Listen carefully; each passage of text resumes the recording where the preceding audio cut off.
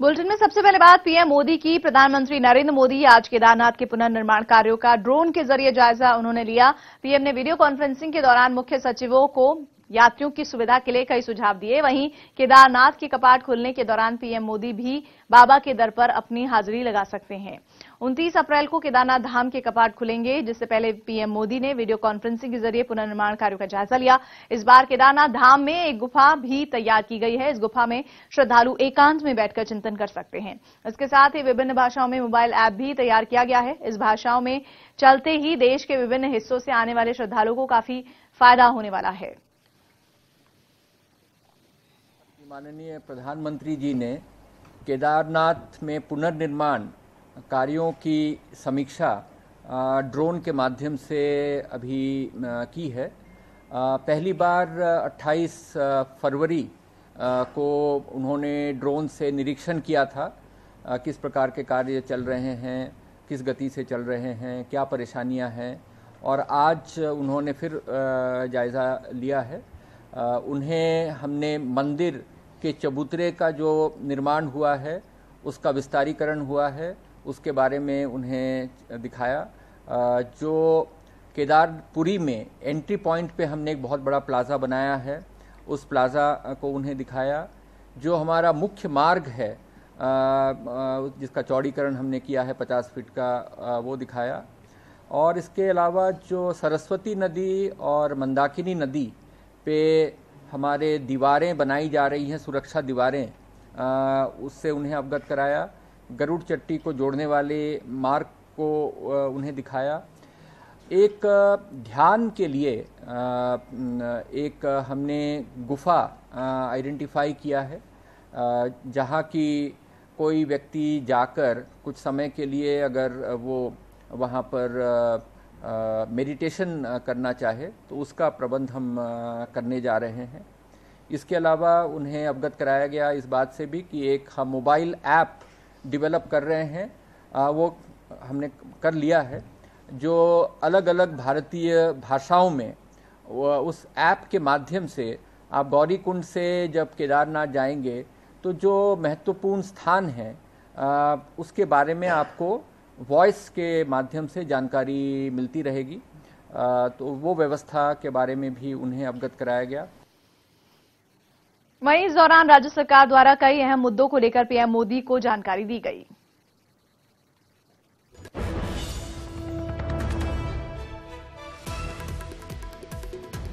केदारनाथ धाम में बनने वाले चबूतरे का विस्तारीकरण, केदारनाथ के एंट्री पॉइंट पर बड़ा प्लाजा बनाया गया, सरस्वती और मंदाकिनी पर सेफ्टी वॉल बनाया जाएगा, मोबाइल ऐप के जरिए रास्ते की जानकारी मिल सकेगी।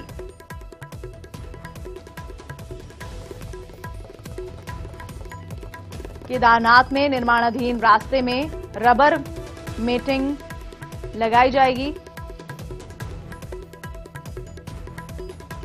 गुजरात के अनंतनाग से मंगाई जाएगी मेटिंग।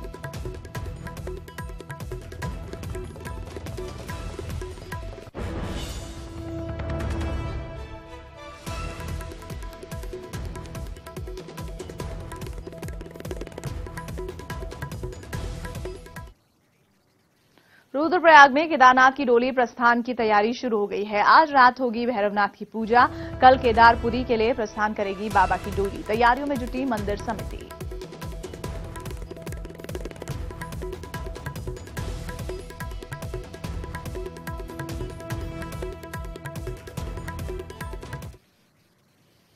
केदारनाथ धाम के कपाट खुलने की प्रक्रिया आज रात से शुरू हो जाएगी। आज रात बाबा केदारनाथ के क्षेत्रपाल बाबा भकुंड भैरवनाथ की महापूजा के साथ ही यात्रा शुरू हो जाएगी। यात्रा के अग्रदूत बाबा भैरवनाथ पहले श्रद्धालु माने जाते हैं, जिन्हें आज रात केदारीपुरी के लिए रवाना किया जाएगा, जिसको लेकर केदार घाटी में भी उत्साह का माहौल है। 22 किलोमीटर पैदल मार्ग पर स्थिर चट्टियों में भी रौनक देखने को मिल रही है और 6 महीने कपाट बंद होने के कारण पैदल मार्ग पर पसरा सन्नाटा भी टूटना शुरू हो गया है। केदारनाथ यात्रा को पूरे जनपद में रोजगार का भी एक अहम जरिया माना जाता है।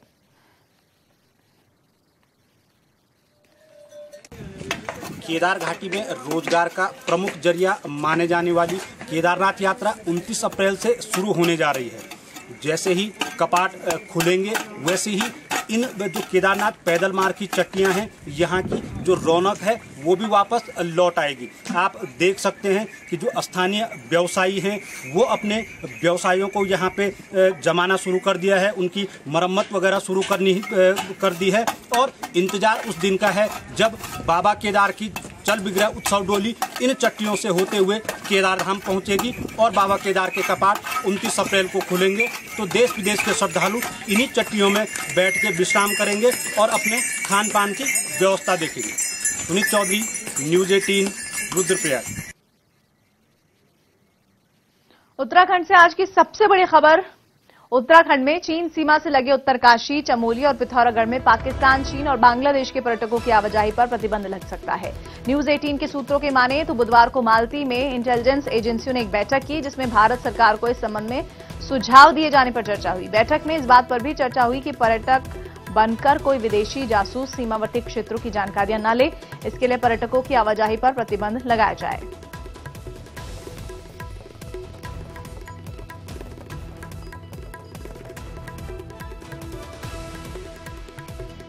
हरीश सहयोगी जुड़ रहे हैं। हरीश, जाहिर तौर पर अगर पर्यटकों के तौर पर कोई इंक्वायरी करता है तो जरा भी तवज्जो नहीं दी जा सकती है कि उनकी मंशा या इरादा कुछ और हो सकता है, लेकिन किस तरह से इंटेलिजेंस को ये जानकारी मिली है और एहतियातन अभी तक क्या कदम उठाए गए हैं? प्रीति, देखिए, उत्तराखंड के 3 ऐसे जिले हैं जिनमें उत्तरकाशी, पिथौरागढ़ और चमोली शामिल हैं, जो सुरक्षा की दृष्टि से बेहद ही महत्वपूर्ण है, क्योंकि इन तीनों जिलों में चीन सीमा को देखते हुए यहाँ पर सेना और अर्धसैनिक बल यहाँ पर तैनात हैं। और सबसे अहम बात यह है कि अभी ताजा मामला कुछ ही महीने पहले जो सैन्य क्षेत्र हर्षिल है वहां पर एक चीनी नागरिक को संदेह के आधार पर सेना ने पकड़ लिया था। हालांकि उसके बाद काफी पूछताछ के बाद उस चीनी नागरिक को छोड़ दिया गया, क्योंकि उसने जो दस्तावेज सेना के अधिकारियों को दिखाए उन दस्तावेजों के आधार पर उसको छोड़ दिया गया। लेकिन सबसे बड़ा सवाल ये है प्रीति की जो यहाँ पर सेना के अधिकारी हैं और जो इंटेलिजेंस है उनके लिए सबसे बड़ी चुनौती है कि कोई जो यहाँ का जो बॉर्डर का इलाका है वहां पर कोई पर्यटक की आड़ में कोई जानकारी ना ले जा करके कोई बड़ी घटना को अंजाम न दे पाए। जी प्रीति। शुक्रिया हरीश आपका इस जानकारी के लिए।